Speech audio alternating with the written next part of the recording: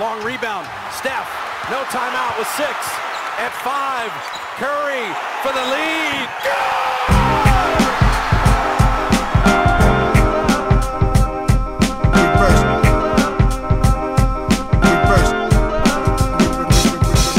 The game's a game. The game's a game. The game's a game. The game's a game. Always. Always. Always. Salut à toutes et à tous, si vous êtes comme nous, c'est le moment que vous attendiez depuis quasiment le début de la saison, même si ces 82 matchs ont été excitants du début à la fin, et puis on va revenir notamment sur ce fameux 82e match de la saison.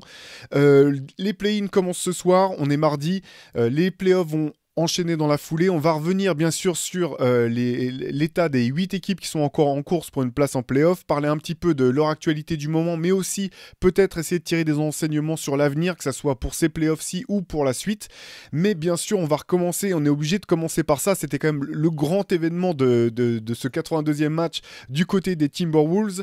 Une paire de patates qui coûte très très cher aux Wolves à Minnesota. Et pour discuter de tout ça, je suis rejoint cette semaine uniquement par mon incomparable collègue Antoine Pimel, que la terre entière nous envie de Paris jusqu'à Düsseldorf. Antoine, déjà première chose, en fait, c'est toi qui as tiré l'alarme. On a un groupe chat, comme vous imaginez, au sein de la rédaction. C'est toi qui as tiré l'alarme hier pour annoncer avant-hier, pardon, pour dire que Rudy Gobert et Kyle Anderson avaient été au sein d'un échauffouré sur le banc.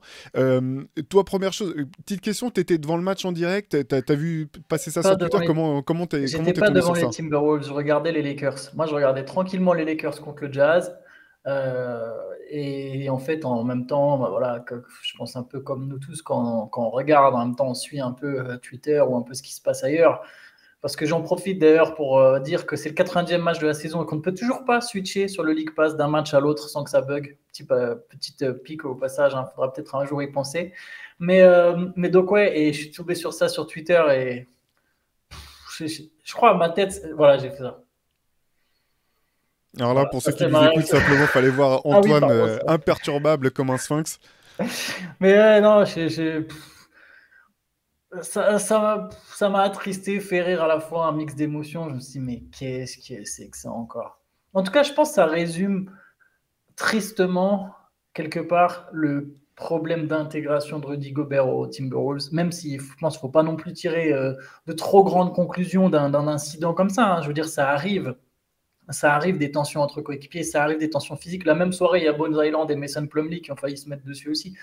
Mais pour que Gobert il aille jusqu'à passer la limite, parce que c'est quand même une limite quand je veux dire, des engueulades, des petites poussettes, mais là il lui met quand même, il lui vise pas le visage quoi, mais il lui met une patate dans le torse. C'est que tu as atteint un certain niveau de fatigue mentale, je pense. Je pense que la saison a été éprouvante. Il n'y a pas eu que des bas, il y a eu quelques hauts aussi pour Rudy Gobert. Il ne fait pas une mauvaise saison individuelle, mais ça montre que la situation, elle doit quand même être assez pesante sur Gobert aux Timberwolves. Bon, c'était quand même l'un des trucs les plus Wolves qu'on puisse passer aux Wolves, parce que tu parles de tension, on sait que ça arrive dans des équipes. Moi, c'est vrai que c'est la première fois quand même que, en plein milieu d'un match, je voyais deux coéquipiers vraiment échanger des coups, même si Kyle Anderson n'a pas eu l'occasion de rendre ce que Rudy lui a donné, mais d'habitude, ce genre de choses, on entend plutôt parler à l'entraînement, dans les vestiaires, à la mi-temps, et finalement, même le fait que ça se passe pendant le deuxième quart-temps, devant les caméras, et pas pendant la mi-temps dans les vestiaires, ça aussi, ça a beaucoup handicapé les Timberwolves, parce qu'ils étaient obligés de sanctionner Rudy. Ils pouvaient pas, même si derrière il y avait un match de play-in à jouer, ils pouvaient pas faire simplement dire on va mener une enquête en interne et puis attendre que les choses se passent et le sanctionner pour le premier match de la saison prochaine, par exemple. Ils ont été obligés de réagir tout de suite. Et alors je vais revenir après sur l'embrouille de Rudy, mais finalement c'est peut-être même pas le coup de poing le plus stupide du match, ni le plus coûteux, parce que dans le même temps, Jaden McDaniels, à la fin du premier quart-temps, frustré, il prend deux fautes et il se rend vers le vestiaire. Je sais toujours pas vraiment pourquoi il partait vers le vestiaire. Il met une patate dans le mur, fracture de la main. Donc le meilleur défenseur sur les postes arrière de Minnesota, l'un de leurs meilleurs shooters à 3 points cette saison, absent à coup sûr de toute façon pour le reste de la post-season, quoi qu'il arrive.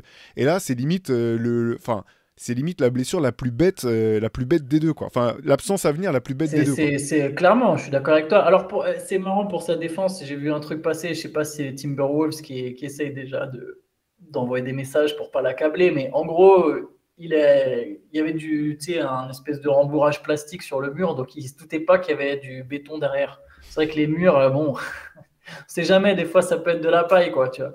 Non, mais pareil, la frustration est débile. Ouais, je suis d'accord, c'est le geste le plus débile de la soirée à Minnesota, et pourtant Rudy Gobert a mis la barre haute, quoi. Ben ouais, c'est quand même hyper compliqué là. Forcément, moi ça m'a fait tout de suite fait penser. Quand j'ai vu ça, j'allais vous l'envoyer là, dire que c'était une Amaré Stoudemire. On se rappelle que Stoudemire, quand il était au Knicks, avait mis une patate comme ça dans une espèce de truc d'alarme incendie en sortant d'une salle. Il s'était fracturé, et surtout lacéré la main. Ça avait failli être très dangereux parce que la coupure était pas passée très loin des tendons. Mais là, c'est vraiment quand même le coup double. Et en plus, bon, ce qui est fou, c'est que finalement, Minnesota finit par gagner ce match. Ils étaient très mal embarqués face, on l'a même pas précisé, donc c'était face aux Pelicans. Finit par gagner le match derrière un Anthony Edwards assez exceptionnel en deuxième mi-temps. Assez incroyable. Et on se retrouve dans cette situation. Tu parlais de saison frustrante du côté de Minnesota. Effectivement, frustrante du début à la fin.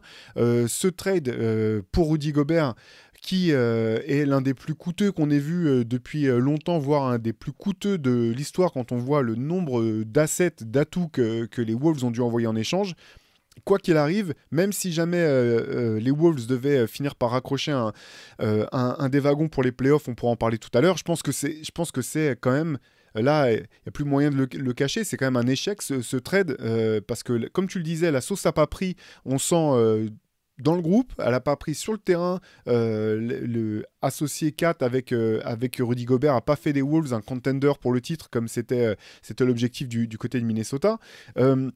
Toi, quel est le bilan que tu tires quand même pour cette équipe? Alors pas forcément pour Rudy, comme tu dis, hein, tout n'est pas acheté dans sa saison, mais quel est le bilan que tu tires, Antoine, sur cette saison?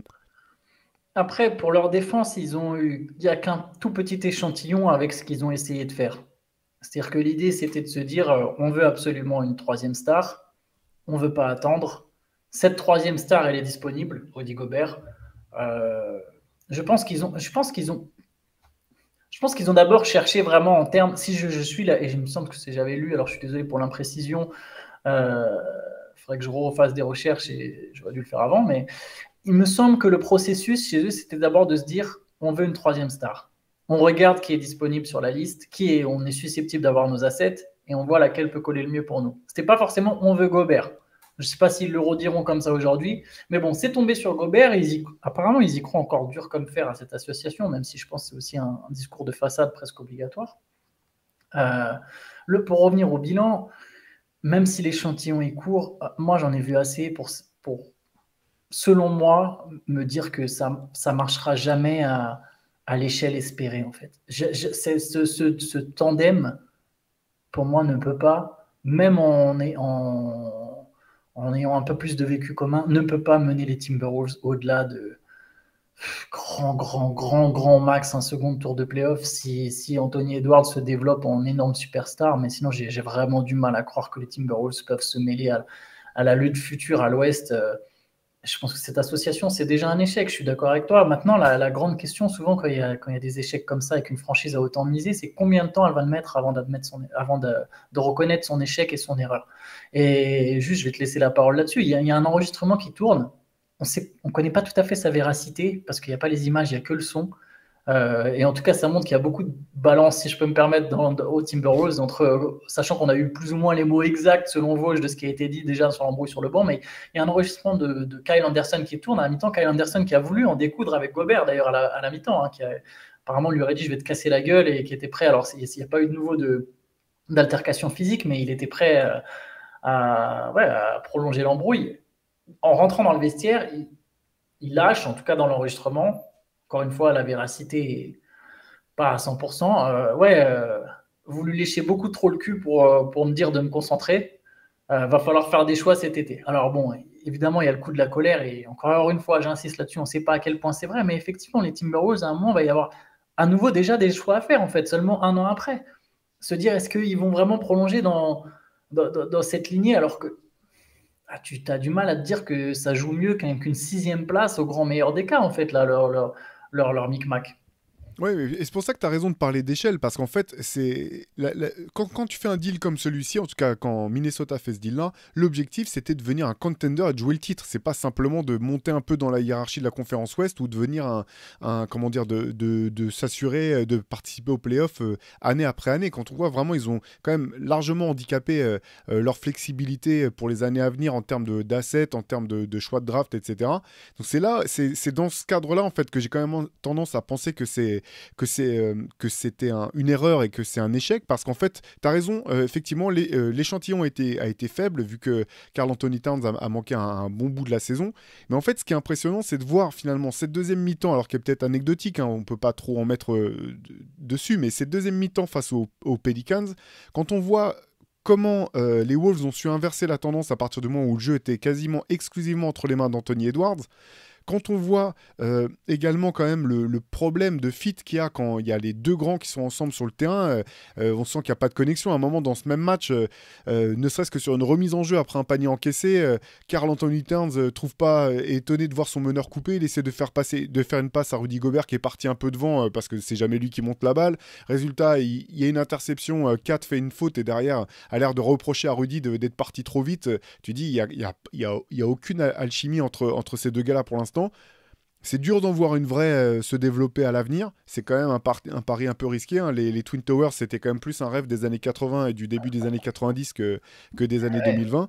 C'est pas pour dire que c'est impossible de faire fonctionner ça, mais on en parlait un petit peu avant de commencer le podcast. Ce qui est très dur pour Minnesota, c'est que finalement, on a le sentiment que ces deux grands sont aussi forts soient-ils, chacun dans leur secteur, Rudy en défense, Kat en attaque, ils sont tellement inefficace de l'autre côté du terrain que finalement ça fait quand même chuter à la fois leur compatibilité et la capacité de Minnesota à vouloir être performant et se placer parmi les contenders s'ils devaient se priver uniquement de l'un d'entre eux.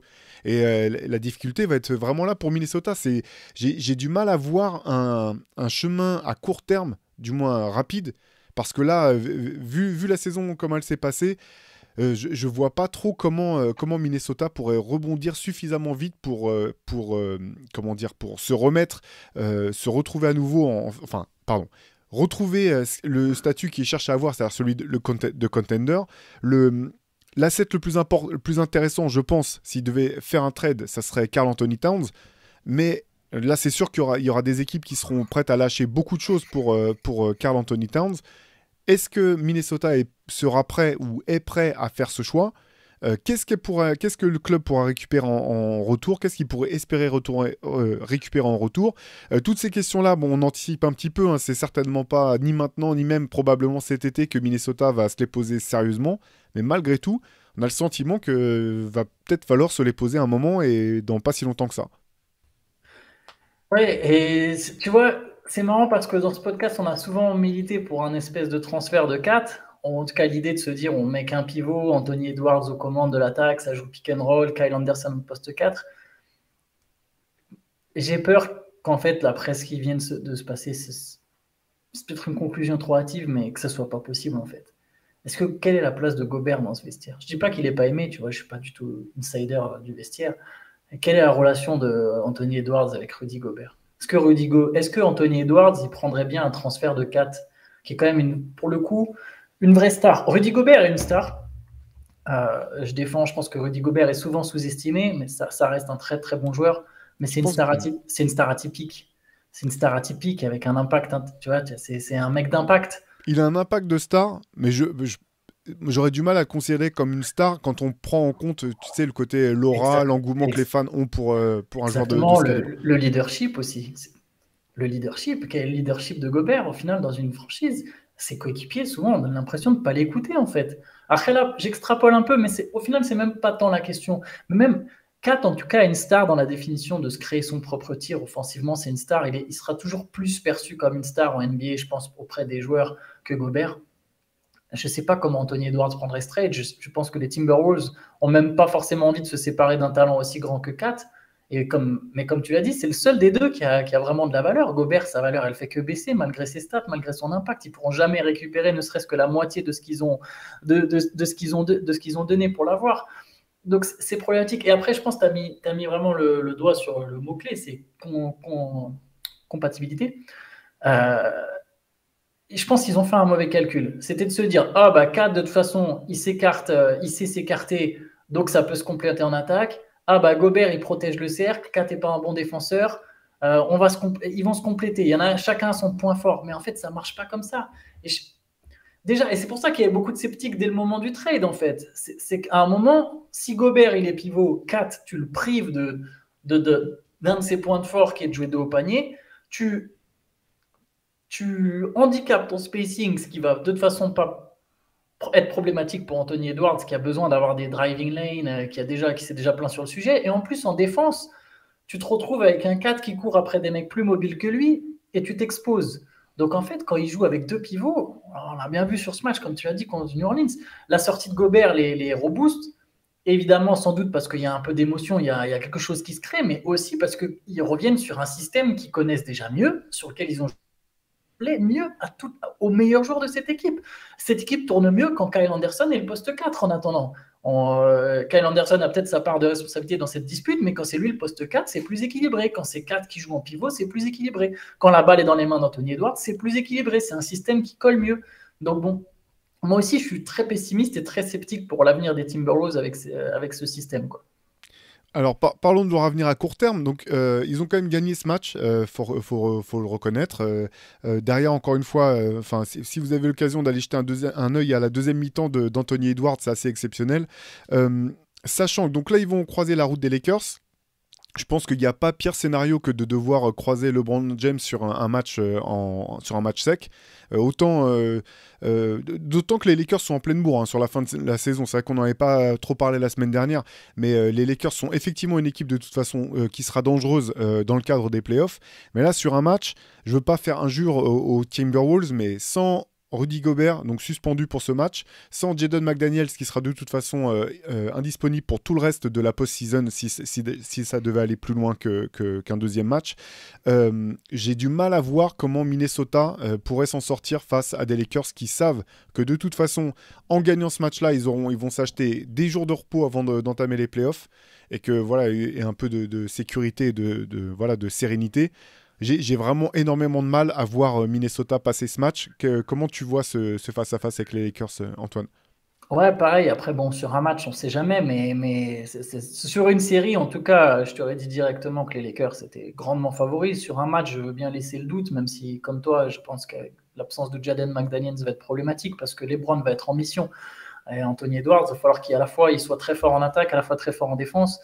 Bon, après, voilà. Sur un match, on ne sait jamais, mais je pense que les Lakers ont trop à gagner à être 7e. Comme tu l'as dit, il y a le repos. Et je pense aussi la partie de tableau. Je pense que c'est mieux vaut mieux ne pas être dans la partie de tableau où il y a Suns, Nuggets, Clippers.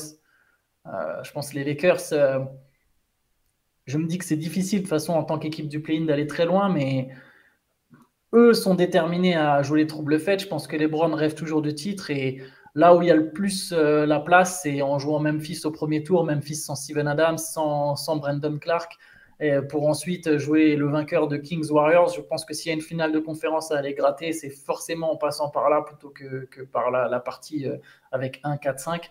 Donc bon, je pense que les Lakers seront trop concentrés, trop complets sur une trop bonne dynamique pour perdre ce match. En tout cas, je donnerais vraiment les Lakers favoris. Oui, d'autant que du côté de Minnesota, finalement, ça enlève les deux meilleurs défenseurs de l'équipe, quasiment, qui étaient censés défendre sur les deux meilleurs joueurs de l'équipe adverse. C'est-à-dire Jaden McDaniels, qui aurait certainement pris LeBron dès le début, et Rudy Gobert, qui ne sera pas là pour défendre sur Anthony Davis. Le plan de jeu pour les Lakers, ça on peut se tromper, mais pour moi, il est très clair. C'est donner la balle à Anthony Davis pour attaquer 4 le plus possible. Dans le match d'avant-hier, il a encore fait pas mal de fautes. Karl Anthony Towns. Je pense que voilà, je serais très curieux de voir, très étonné de voir Minnesota réussir à passer ce match-là. Il faudra une performance extraordinaire d'Anthony Edwards pour pouvoir espérer un tel scénario. Je te propose qu'on parle un petit peu de leur adversaire du match 82 qui était intéressant aussi, c'est les Pélicans. Là encore, une équipe qui a connu une saison en dents de scie tout du long, entre les très hauts, un moment où ils étaient sur une série de victoires avec, quand ils avaient leur effectif au complet, qui en avait fait, on avait fait un podcast à l'époque où on commençait à se dire que ça pouvait être un contender vraiment sérieux à l'Ouest. Finalement, toute la fin de saison sans Zion, là aussi, bon, on va pas se poser des questions sur le long terme au sujet de Zion, mais c'est quand même inquiétant son incapacité à pouvoir rester sur le terrain. Quoi qu'il arrive, on a le sentiment, je pense que tu partages Antoine, là, que Brandon Ingram est en train de passer un cap. Vraiment, on savait ce dont il était capable par séquence, mais là, sa fin de saison, elle est vraiment impressionnante, je trouve, dans la régularité cette fois-ci. Donc, les Pelicans qui vont affronter OKC voilà, dans l'autre partie du play-in. Comment tu vois cet affrontement de ton côté ? C'est intriguant, ça va être un beau match, je pense, parce que notamment, juste pour parler vite fait du Thunder, c'est une équipe très jeune, donc assez excitante, assez intrigante. Maintenant, les Pélicans finissent quand même sur une très bonne dynamique. Ils ont gagné 9 de leurs 12 derniers matchs pour les Pélicans, donc c'est quand même une équipe qui a su se reprendre au bon moment. Par contre, il manque quelques joueurs clés, il ne manque pas que Zion, il manque aussi José Alvarado. Ça va peser. Ça pèse, soit ça va peser sur le play-in, mais sans doute même sur les playoffs si jamais il venait à se qualifier. Alvarado, c'est notamment le bon joueur que tu peux envoyer en défense sur Shai, sur Jamal Murray, etc. Là, si on parle de duel potentiel. Donc, sur le match en soi, pareil, j'aurais tendance à donner l'avantage aux Pélicans qui ont l'expérience et je trouve l'équipe du Thunder cool et ça serait vraiment sympa qu'ils fassent les playoffs dès cette saison, mais je pense que les Pélicans peuvent offrir une belle résistance, quoique le Thunder peut-être aussi, à Denver, si jamais après ils battent Minnesota dans la foulée. Donc j'aimerais bien, c'est pas tant que je vois les Pélicans comme favoris, c'est que j'aimerais bien éventuellement voir les Pélicans en playoff avec toujours en plus peut-être la donnée Zion qui est l'incertitude. On sait qu'il ne va pas jouer le play-in, mais avec un peu de chance, il reviendra à temps pour les playoffs. Ça pourrait nous donner une petite série du premier tour sympa. Ouais, carrément. Bah, comme toi, je pense que le match va vraiment être cool, le match New Orleans contre OKC. Très dur quand même de donner un pronostic ferme, bien plus dur que pour le Wolves Lakers, je pense. Moi aussi, j'aurais quand même plutôt donné l'avantage à New Orleans. Je trouve que Brandon Ingram est vraiment impressionnant. Là, dans le match face aux Wolves, il claque 27 points en première mi-temps. Finalement, en deuxième mi-temps, le ballon va un peu moins vers lui. Les coups de sifflet s'inversent un petit peu. Il y a une petite baisse de régime aussi, une fatigue, mais il était... Quand il est concentré, quand il est dedans, il est tellement facile. Et j'ai l'impression que finalement, la force de cette équipe des Pélicans, c'est qu'elle a appris aussi à jouer sans Zion et qu'il y a une espèce de hiérarchie de jeu assez bien en place. Il y a une défense qui peut être solide, voire extrêmement solide quand ils sont tous concentrés. Beaucoup de polyvalence. Voilà un coach, Willie Green, Antoine le sait, mais moi j'aimais déjà beaucoup le joueur. Je suis ravi de le voir faire un beau début de carrière d'entraîneur, mais qui a bien su cerner son équipe et en tirer le maximum. Voilà, cette équipe de New Orleans, effectivement, moi, je la verrais bien quand même sortir du play-in au bout du compte, même si elle est dans la partie de tableau qui lui demanderait de gagner 2 matchs. En tout cas, c'est une équipe qui est intéressante. La question de Zion, alors bien sûr, si Zion pouvait revenir, ça serait extraordinaire. Je pense que ça serait un petit peu, ça redonnerait beaucoup de piment à ce match, à cet affrontement 1-8. Je veux dire, ça serait cool, quoi. On aimerait voir ça, mais... J'ai peur que ça arrive pas, quand même. Ouais, voilà, pareil. Je pense qu'il ne faut pas trop miser dessus, quoi. Non, ouais, c'est ça. Après, c'est pas manquer de respect à OKC. OKC, on en a parlé déjà dans d'autres épisodes. Vraiment équipe super. Effectivement, sur un match, Shai a montré qu'il était tellement fort cette année, notamment dans les moments clés, que c'est pas du tout impossible qu'il sorte un match monstre ou que tout fonctionne à merveille pour OKC. J'ai l'impression qu'il y a un peu plus d'expérience, néanmoins, du côté de New Orleans. Voilà, avec des Larry Nance, avec des joueurs comme ça pour prendre ce match-là, quoi. Ouais, non. Après, bon, à voir, je partage aussi sur l'expérience. En fait, ce qui est marrant avec les Pélicans, c'est qu'on sent qu'il y a tous les ingrédients, si tu veux, un peu d'une équipe qui peut aller très loin. Sauf qu'il y en a quelques-uns qui ont été ôtés. Et du coup, tu vois encore les restes, quoi. Tu vois, la polyvalence, la défense. Je pense que leur défense, c'est ce qui peut vraiment leur permettre surtout par rapport aux Timberwolves, en cas de, j'extrapole, je suis déjà en train d'imaginer qu'ils battent le Thunder et que derrière ils jouent Minnesota. C'est quelque chose qui peut faire la différence, je pense, sur ce duel-là. Ils ont perdu le dernier match, mais je pense que ça reste quand même légèrement une meilleure équipe, une bien meilleure équipe, je pense, avec Zion, et légèrement une meilleure équipe sans Zion. La présence de CJ McCollum aussi peut aider sur ce genre de rencontre-là, élimination directe, un leader comme ça. Il y a Trey Murphy qui se révèle. Ouais, je les vois bien passer, mais après, si c'est le Thunder, honnêtement, qui bat coup sur coup New Orleans, puis le vainqueur de Lakers Timberwolves, je serais content aussi. Je trouverais ça très chouette. Ce serait pas surprenant non plus. C'est pas impossible, ouais.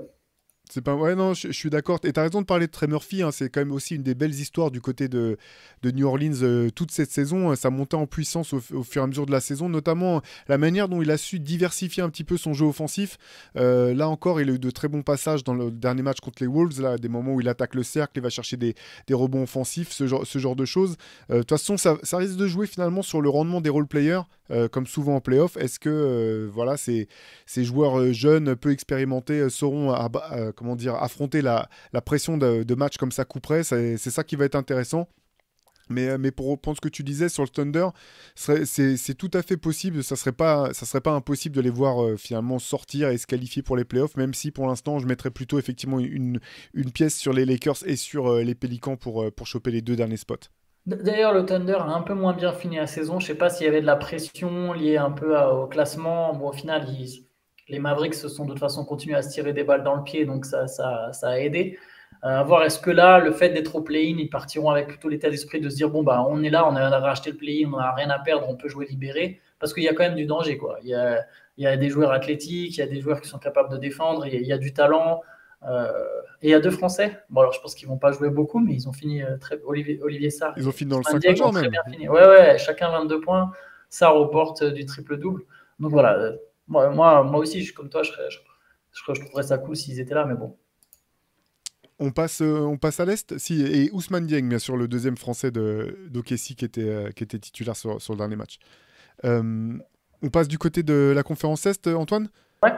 Alors, je te propose qu'on commence par ce Heat Hawks, qui est intéressant quand même, parce que voilà, l'an dernier, on se rappelle que Miami était dans une toute autre dynamique. Hein. L'an dernier, Miami avait fini premier de la conférence Est, avait éviscéré Atlanta, avait totalement shut down Trae Young. Voilà, c'était quand même une grosse leçon qui avait été donnée à ce moment-là. Là, le Heat n'est pas dans la même dynamique de domination que l'an dernier. Donc, finalement, c'est vrai que moi, mon premier réflexe aurait été, et ça reste quand même ça, moi, j'aurais quand même tendance à voir Miami sortir vainqueur de cette confrontation.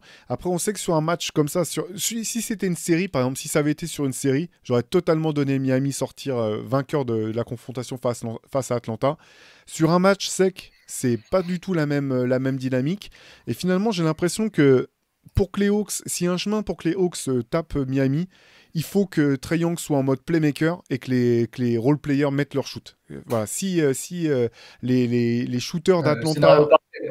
Ouais, voilà, donc c'est 2 interrogations. Mais si effectivement Trae Young rentre dans ce match-là en se disant il faut que je fasse jouer l'équipe plus qu'être l'artificier principal, avec bien sûr voilà, le danger qu'il représente dès qu'il touche le ballon, je pense que c'est peut-être ça le chemin pour Atlanta de sortir de ce duel. Comment tu vois cette confrontation de ton côté? J'ai beaucoup de mal à juger les Hawks, à juger et jauger les Hawks, parce que c'est une équipe, je trouve, très, très, très moyennasse. Je trouve le mot correspond parfaitement. C'est vraiment. Il y a une stat qui tournait à un moment, genre les Hawks avaient gagné 14 de leurs derniers matchs et perdu 14. Enfin, tu sais, sur les 28 derniers. À chaque fois, tu prenais sur les 10, sur les 15, sur les 20, sur les 30. À chaque fois, c'était équilibré. C'est une équipe moyenne qui peut effectivement très bien jouer sur un match. Donc, tu ne peux pas écarter un scénario où ils battent Miami. Sachant qu'il y a quand même un très. Alors, playmaker, mais en plus, il peut prendre feu aussi, Trae Young.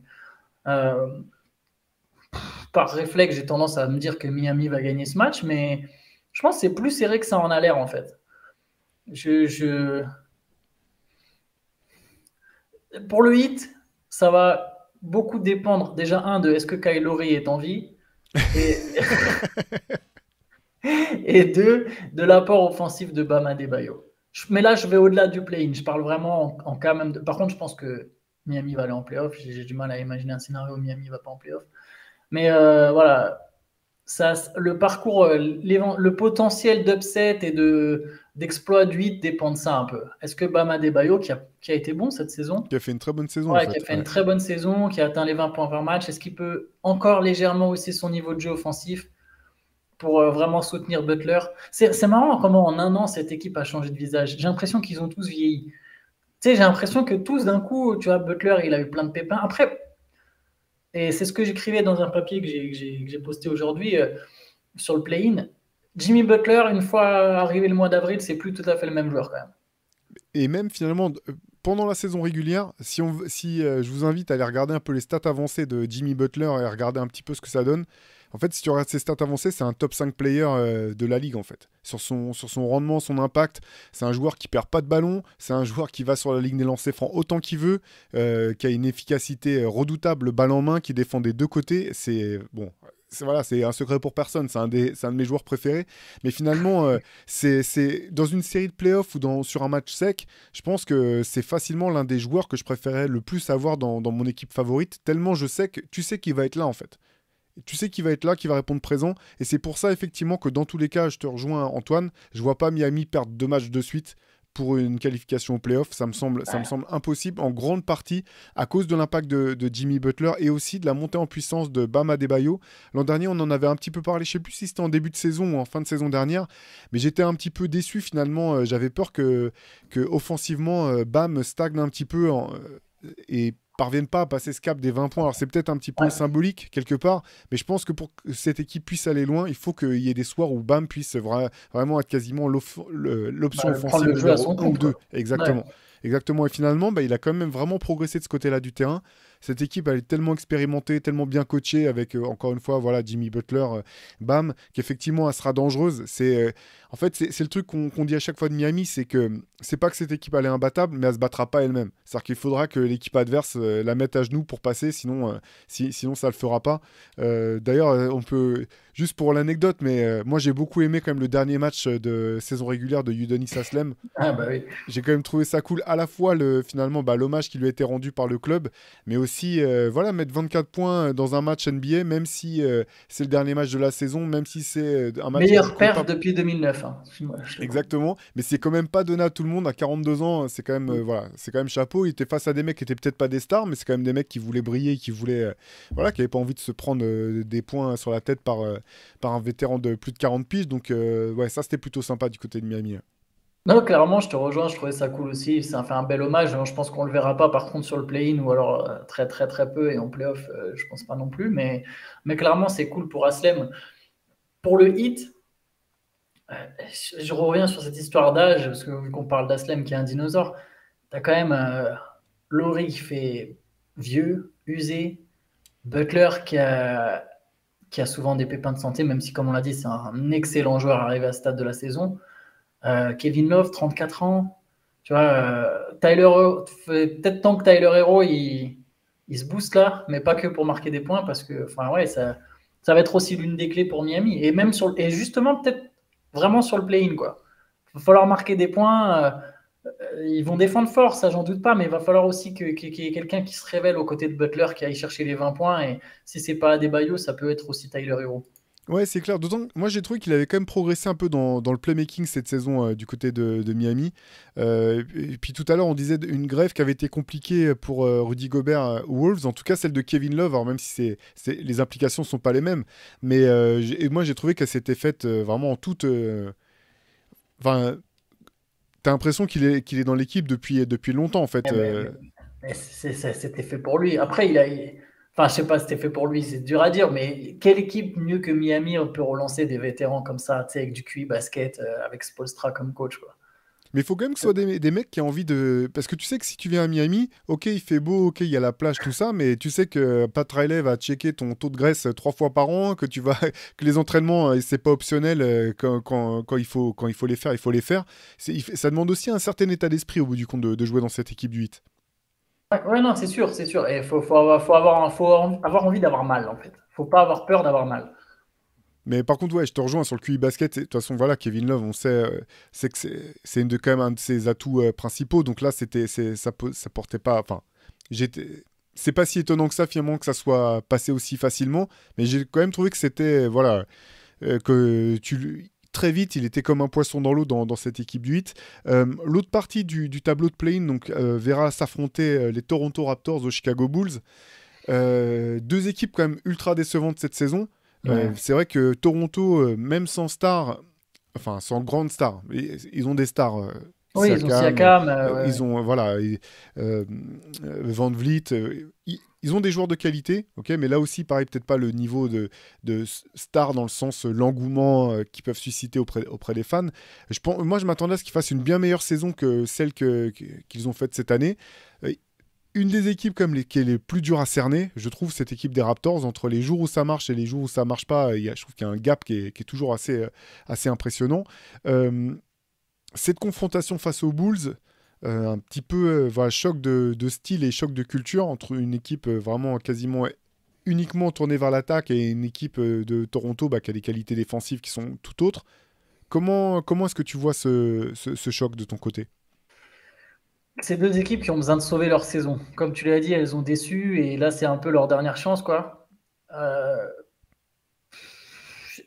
J'ai tellement de mal à cerner les deux équipes, en fait. C'est même pas que Toronto, hein. Même Chicago, c'est pareil. Même si effectivement, Chicago, maintenant, enfin bon, ça tourne au final. Quand les trois stars arrivent à briller, quand il y en a au moins deux des trois qui arrivent à briller en même temps, hein, ça donne une équipe capable de battre des gros. Et le reste du temps, c'est compliqué.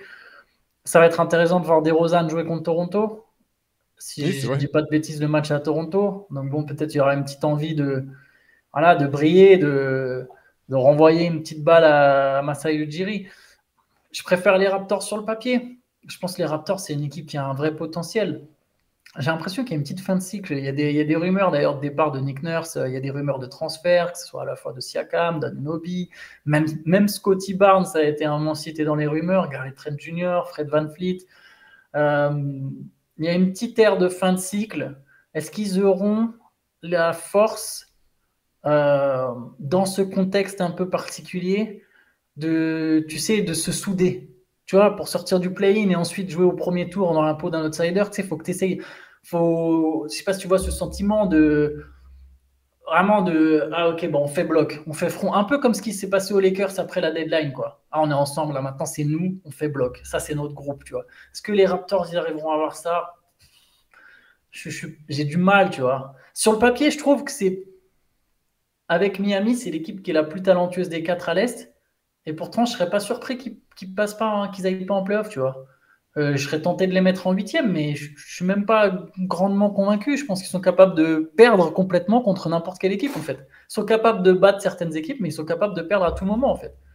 C'est marrant ce que tu dis parce que ça rejoint un peu mon sentiment dans le sens où paradoxalement, je serais pas du tout étonné que les Bulls passent avec un énorme match par exemple de DeRozan. Mais par contre, si cette équipe des Raptors se soude, finalement ce qui a jamais été le cas tout au long de la saison, je pense que ça peut être une des équipes les plus galères à jouer. Alors je pense pas qu'il y aura d'upset forcément à l'Est, du moins au premier tour des playoffs, mais c'est une équipe qui peut vraiment embêter pas mal de grosses équipes à terme si elle arrive à trouver la bonne carburation. C'est vraiment hyper étonnant. Après, du côté des Bulls, voilà, on sait de toute façon que pour que Chicago passe, ça se passera pas en défense, ça se passera en attaque parce que défensivement, bien sûr, faudra stopper, mais ça demandera un très gros match, au moins de DeRozan, voire de DeRozan et Lavine.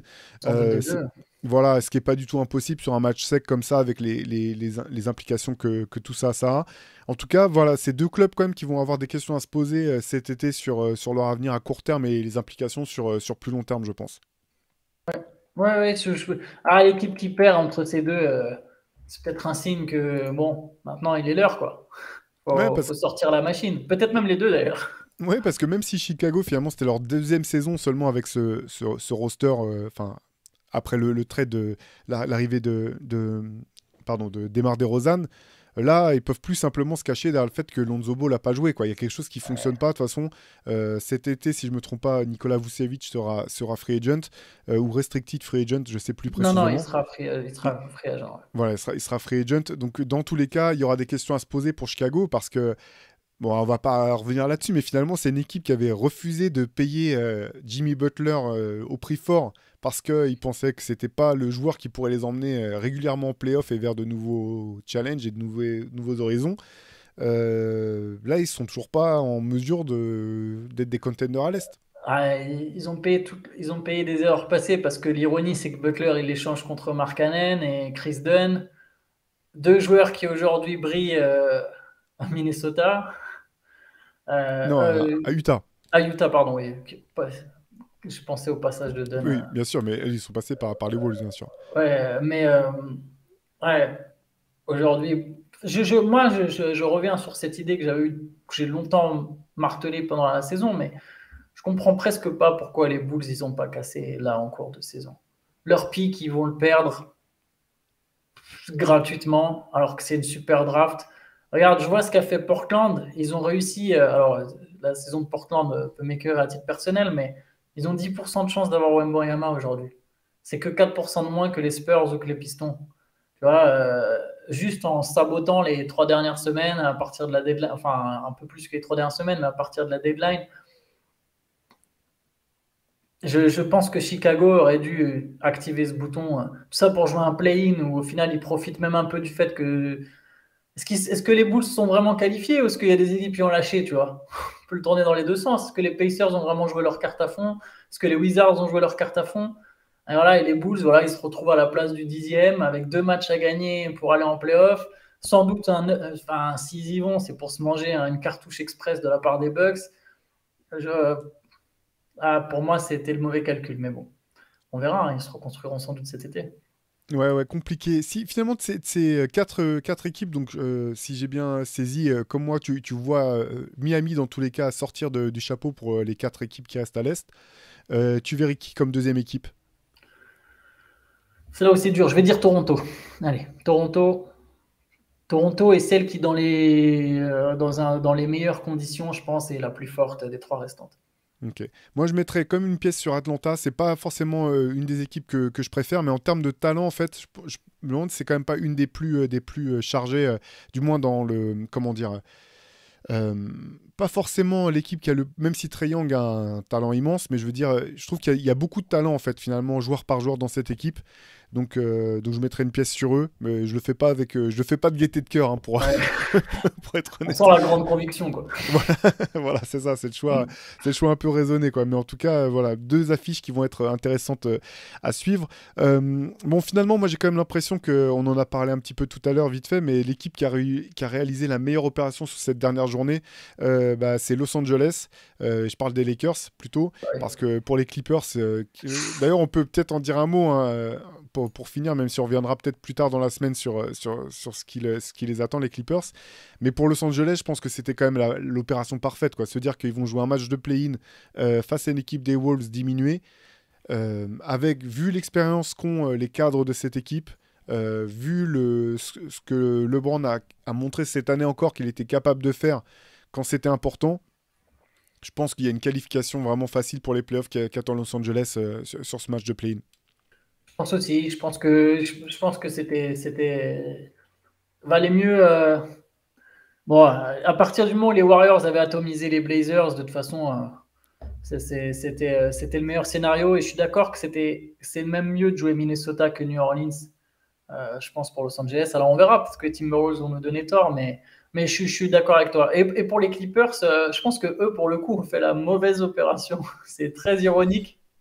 Parce que à cause de la défaite des Pélicans, ils avaient de toute façon intérêt, si je dis pas de bêtises. Non, c'est si les Pélicans gagnaient, les Clippers avaient intérêt à pas perdre contre les Suns.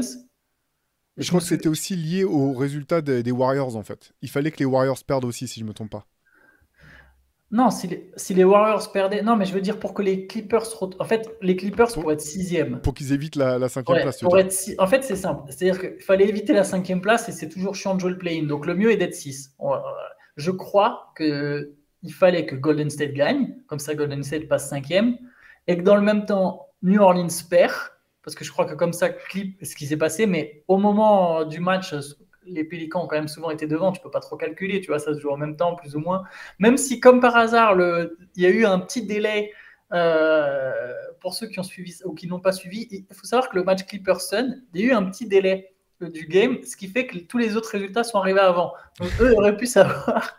Et non, quoique non, parce que justement, non. Il y a eu un délai, mais le Timberwolves-Pélican serré a pris encore plus de temps à la fin. C'est le dernier qui s'est terminé, pardon. C'est Pélican-Timberwolves qui s'est fini en tout dernier, mais théoriquement, ça aurait dû être le Suns-Clippers. Bref, tout ça pour dire, les Clippers, je pense que la meilleure opération, c'était de finir 6e. Celle qu'ont fait les Warriors, c'est parfait. Ils sont tombés sur les Kings et c'est ce qu'ils voulaient parce qu'ils voulaient un déplacement plutôt court et sans doute, ils n'avaient certainement pas envie d'être dans la même partie de tableau que les Suns et que les Nuggets. Là, les Clippers, ils vont quand même jouer le premier tour directement contre les Suns, qui sont des Suns sans confiance, et eux, ils vont jouer sans Paul George. c'est... Ouais, c'est clair. Et ils ont montré un visage dégueulasse au passage contre l'équipe B des Suns. De toute façon, c'était effectivement c'était impossible de calculer à ce moment-là. Il y a un moment aussi, parce que finalement, les Clippers ont monté une équipe pour être championne. C'est pour ça qu'ils ont fait des trades. Donc à un moment, il faudra que tu crois. Si tu veux être champion cette année, il y a un moment, si tu es à l'ouest, où tu devras croiser le chemin le chemin de Phoenix. Il n'y a pas de. Enfin. Donc, à un moment, il faut les prendre. Par contre, effectivement, tu as raison de le dire. Premier tour, sans Paul George, se taper une équipe de Phoenix qui, pour l'instant, si je ne me trompe pas, n'a pas perdu un match avec Kevin Durant sur le terrain. C'est quand même pas cadeau.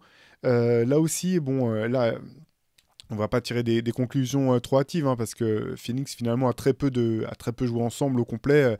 Il y a plein de choses encore. Cette série, d'ailleurs, elle s'annonce comme passionnante, hein, cette série, à voir quand et si Paul George peut revenir, mais elle s'annonce vraiment kiffante. Mais effectivement, ouais, la mauvaise opération pour les Clippers, c'est clair, sur la dernière journée du championnat. Comme tu l'as dit, hein, de toute façon, en fait, si ça avait été possible c'était trop con. Il y avait trop de variables en fait. Ouais, mais toutes les équipes à l'ouest, si t'étais pas dans les 4 premiers, tout le monde voulait finir 6e en fait. T'as totalement raison. Parce que finir 7e, c'était quand même trop dangereux. Prendre le risque de finir 7e et de devoir passer par un play-in, tu sais pas qui peut se blesser, tu peux toujours perdre un match pour X raisons. Voilà, c'était quand même trop dangereux. Mais par contre, effectivement, finir 5e cette année à l'ouest, c'était pas cadeau, quoi. J'en profite juste pour te lancer sur une idée que j'ai vue de la part de Nick Wong et Nick Wright, mais pour le coup, je la trouve intéressante et je pense pas qu'elle soit complètement de lui, je l'avais déjà lu une fois. Qu'est-ce que tu penses de les têtes de série, elles choisissent leur adversaire? Après, le problème, c'est que ça enlève plus ou moins le play-in. Ou alors, on peut garder le play-in et les têtes de série, elles choisissent leur adversaire et là, tu peux pas calculer pendant la saison, quoi. T'es premier, tu choisis qui tu joues. T'es deuxième, tu choisis qui tu joues, mais après en prenant en compte le choix du premier et ainsi de suite. Ouais, non, moi je suis pas trop pour en fait. Moi j'aime bien comme. Je préfère que ça se termine comme ça. Un peu comme les compétitions internationales classiques. T'es premier, tu joues le 8e, etc. Il y a une logique du terrain. Moi, ce que j'aime bien quand même, on en a parlé plein de fois, mais moi je trouve que c'est super ce play-in parce que on parle, tu vois, de la 82e journée, des implications qu'il y a eu pour Minnesota, qu'il y a eu pour New Orleans, qu'il y a eu pour les Lakers, qu'il y a pour les Clippers. Je veux dire, jusqu'à la fin, en fait, à moins que tu sois dans les 2 dernières équipes de ta poule, quasiment, les matchs comptent jusqu'au bout, quoi. Ou que tu sois premier, sûr et assuré. Mais même si tu es premier, tu vois, même si tu es Denver... Non, si t'es premier, ça change pas grand-chose, pardon, excuse-moi. Mais par contre, pour l'Ouest, je trouve ça quand même vraiment intéressant, parce que même si, voilà, le premier, en fait, peut jouer contre une équipe qui aura peut-être quand même vraiment intérêt à gagner, et tu t'as pas une dernière journée où, sauf effectivement, si t'avais pris des places pour aller voir jouer Dallas ou jouer les Blazers, tu vas trouver face à un match qui a aucun intérêt, quoi. Ouais, bien sûr. Ça se tient. Mais non, mais c'est intéressant, ces changements. On verra déjà l'an prochain... si le tournoi de mi-saison prendra ou pas en intérêt, si les joueurs et les équipes ils trouveront de l'intérêt, ça sera déjà intéressant. J'ai l'impression que là, pour le coup, ça sera surtout une motivation financière. Mais bon, on verra. Ouais. Hein, parce que on verra. toi, du coup, j'en conclus que l'idée te plaisait plutôt pas mal, non? Le tournoi de mi-saison? Non, pardon, de Nick Wright, là, sur le fait que le premier choisisse son adversaire et ainsi de suite. Plutôt pas mal. Je sais pas, je suis intrigué. Ça m'intrigue, tu vois, mais est-ce que moi, je suis pas. J'ai parfois des côtés conservateurs. Je n'ai pas forcément besoin qu'on change le système. Je pense qu'il marche déjà bien comme ça. Ça m'intrigue. Ça m'intrigue de me dire que le premier il choisit son truc et qu'après tu es obligé de, tu sais, ça crée des histoires. Tu es obligé de porter, d'assumer. Tu vois, genre ils nous ont choisi. Ils pensent que c'est nous les. Tu vois. J'aime bien un peu ces idées-là, mais je sais pas si j'aurais forcément changé si c'est moi qui étais aux commandes. Ouais, d'autant que si je me trompe pas, il y a une saison justement où les Clippers avaient essayé de manipuler un peu comme ça le classement sur les dernières journées pour essayer pour tomber face à Dallas notamment, et ça avait failli leur exploser en plein visage parce que c'était je me demande si c'était pas les premiers playoffs de Luka Doncic ou sa deuxième saison de playoffs, je me rappelle plus, j'ai plus les dates en tête. En tout cas, il a failli les sortir quasiment à lui tout seul. Par rapport à ce que tu disais là de devoir assumer, bah, ça va être le cas de Golden State parce que comme tu le disais, Draymond Green a clamé haut et fort qu'il préférait jouer les Kings, etc. Donc ça déjà ça sera assez marrant, ne serait-ce que pour l'ambiance qui va être réservée dans la salle de Sacramento. Bah Je ouais, sais plus ça si va elle être très s'appelle toujours bouillant. l'Arco Arena. Non, Je c'est suis un le peu Golden perdu. Center. Voilà. Bien sûr, avec le light de beam à la fin. Ça va être intéressant quand même cette série. Il y a plein de séries d'ailleurs qui vont être intéressantes parce qu'en fait, notamment à l'ouest, avec Memphis, Sacramento, est-ce que ces équipes vont assumer leur statut de favoris, du moins tel que le classement les définit. Ouais. Ça va être plutôt intéressant, quoi. Ouais, clairement. Si on se Plutôt refera un point playoff, Ouais, on va n'hésitez on pas se à refera, suivre. bien sûr, on se refera un point playoff de toute façon et un podcast probablement avant mardi prochain pour essayer de parler de la suite une fois que les matchs de play-in seront passés. D'ici là, vous savez que toute l'info elle est sur Basket Session comme d'habitude. Et puis voilà, surveillez un petit peu Twitter ou nos réseaux sociaux ou Instagram. En ce qui concerne la late session, on a encore quelques interrogations, mais on vous dit ça très vite. Quand est-ce qu'on l'a fait et si on l'a fait bien cette semaine aux horaires habituels. En tout cas, on vous donne rendez-vous très vite. Antoine, toi, pour finir peut-être là parmi les 4 matchs qui nous attendent, donc Wolves Lakers, Pelicans OKC, Heat Hawks et Raptors Bulls, c'est lequel est-ce que tu as le plus hâte de voir? Je mets peut-être les Lakers, je vais peut-être rester sur les Lakers, mais de toute façon, il y a toujours un peu un appel avec les Lakers, le fait qu'il y ait LeBron, qu'il y ait Anthony Davis. Mais j'ai envie de voir ce match, j'ai envie de voir les Lakers jouer quelque part. Ouais, ça s'annonce fort. Moi, je pense que j'aurai un œil sur le New Orleans OKC. Dans tous les cas, on se fait un point très vite sur tout ça. On vous dit à très vite. Ciao!